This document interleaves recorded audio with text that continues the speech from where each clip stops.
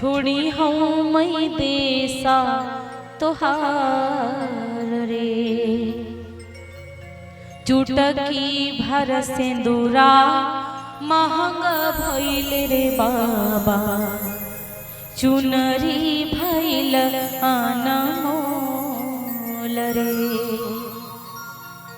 बाबा ता दिहले अनधान सोनवा, औ माई दिही लहंगा पटोर रे।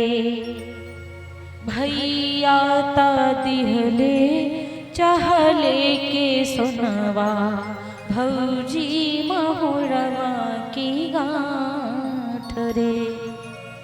यही रे सिंदूरवा के कारण बाबा, छोड़ी हम मैं देसा तोहार रे।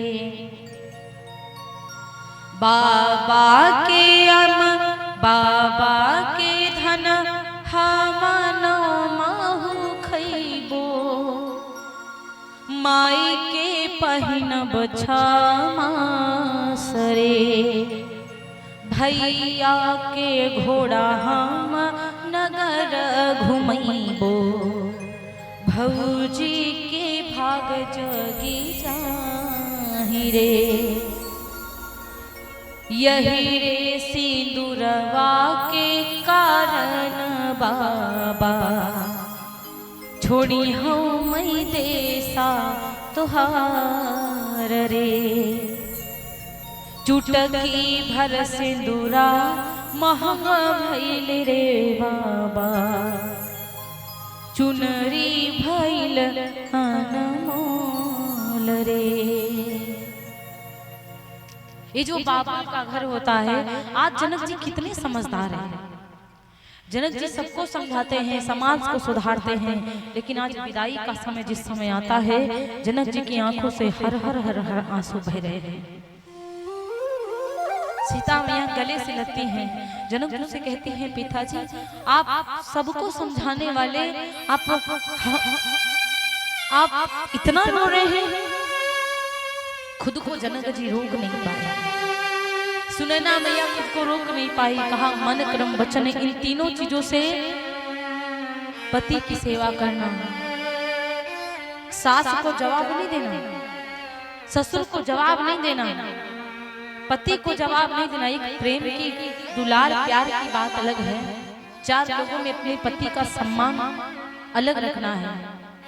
मौका आ जाए तो अपने पति के लिए सब कुछ अर्पण कर देना, लेकिन उसकी बुराइयां नहीं करना। जनक जी बहुत रोते हैं, आज समझा ही नहीं पा रहा है कोई।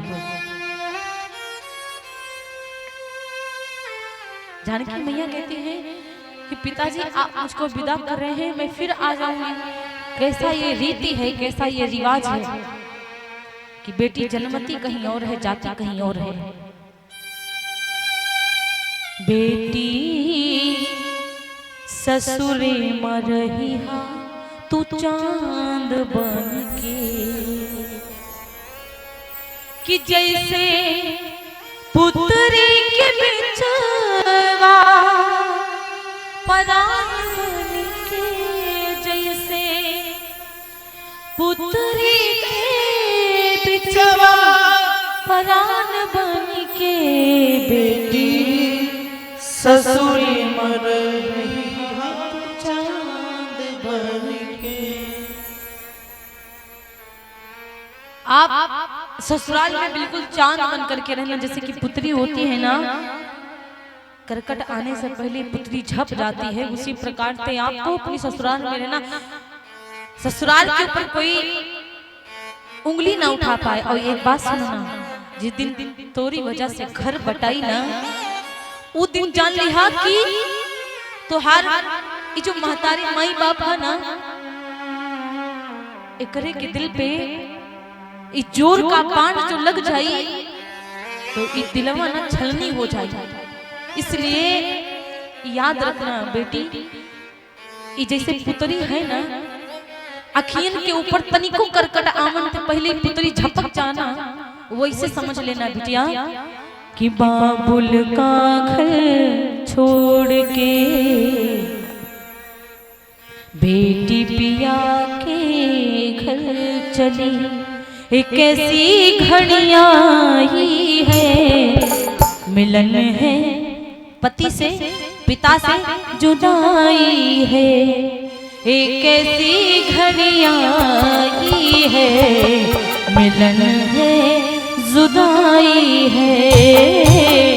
बाबुल का घर छोड़ के बेटी पिया के घर चले।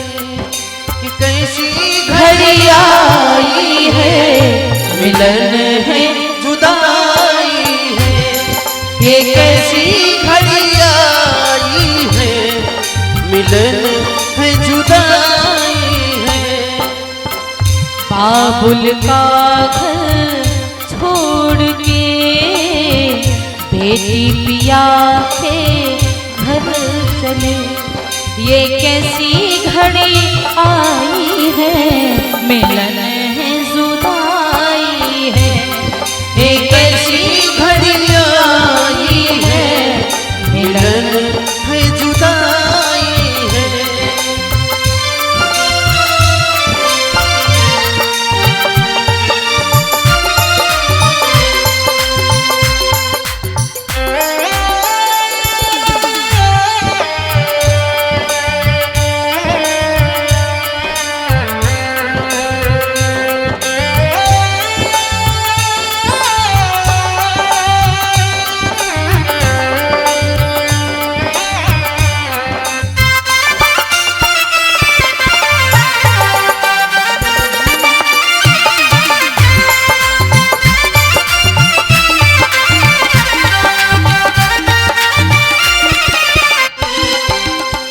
बचपन के वो खेल खिलौने छोड़ के सब जाएगी। वो राजा रानी की कहानी याद बहुत आएगी। बचपन के वो खेल खिलौने छोड़ के सब जाएगी।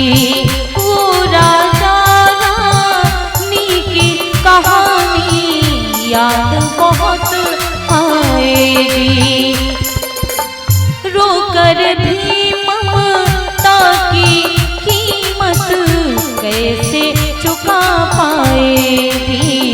बाबुल का घर छोड़ के बेटी पिया के घर चले।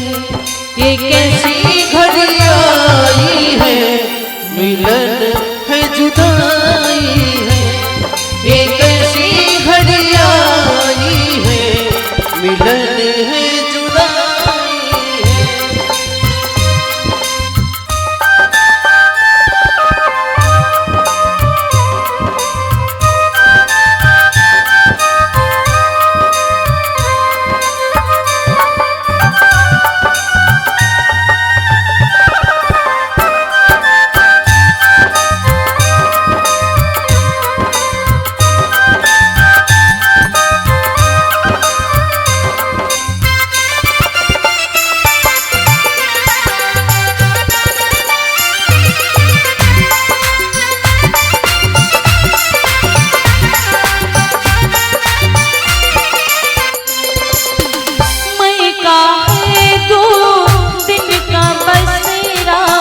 कौन यहाँ रह पाए। बिन बेटे का बाप भी देखो बेटी का ब्याह रचाए। रोके रोके नासु की धारा आँख झलकती जाए। रोके रुके ना आंसू की धारा आँख छलकती जाए। ये कैसी घड़ियां आई है, मिलन है जुदाई है। ये कैसी घड़ियां आई है, मिलन है जुदाई है।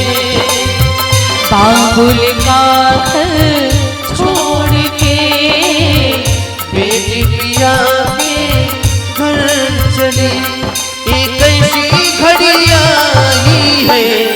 मिलन है जुदाई है, एक ऐसी घड़ी आई है, मिलन है जुदाई है, एक ऐसी घड़ी आई है, मिलन है जुदाई है। बोले व्यास भगवान की जय हो। विदाई का इतना करुण पल होता है, इतना रुदन। दशरथ जी से जनक जी ने कहा कि आपको जो देने में कुछ कमी हो गई होगी तो क्षमा करिएगा। जनक जी महाराज ने कहा आपको कुछ देने में कमी हो गई होगी, क्षमा करिएगा। राजा दशरथ जी ने कहा कैसी बात करते हो आपने अपने कलेजे के टुकड़ों को मुझे दिया है। बेटी से बढ़कर धन होता है क्या? सबसे बड़ा कन्यादान। असली धनवान होते हैं वो जो अपनी बेटियों का धूमधाम से विवाह करते हैं। बेटा है तो अच्छी बात है, नहीं है तो कोई गम मत करना, क्योंकि बेटियां भी बेटों से कम नहीं है।